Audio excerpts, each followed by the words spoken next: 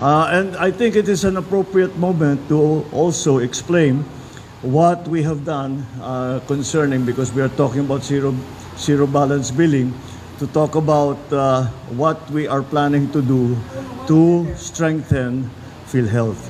I think today we can announce that alam niyo nung kinuha ng Department of Finance yung 60 billion na pera ng PhilHealth na hindi naman nagagamit, ay dinala sa national government.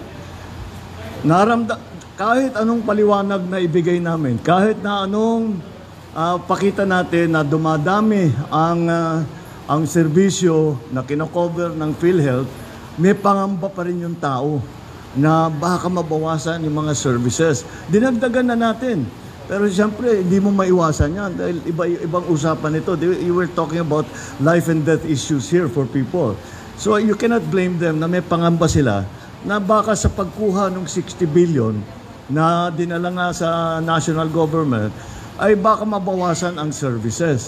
Kahit na napatunayan na namin na hindi mababawasan ang services, siyempre nandun pa rin ang pangamba.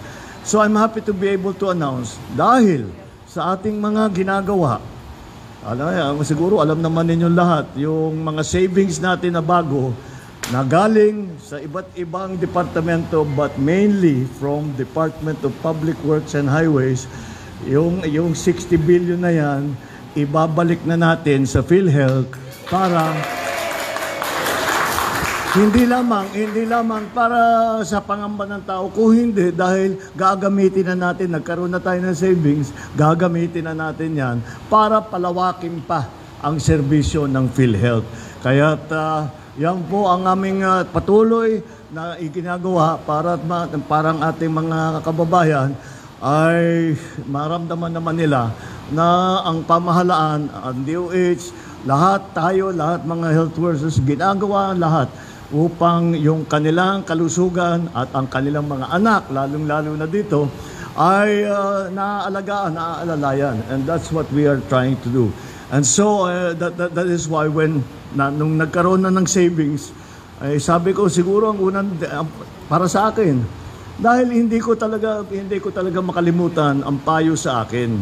Alam mo, ang tao, kahit gaano kayaman, kahit gaano kasikat, kapag may sakit, hindi masaya ang tao yan.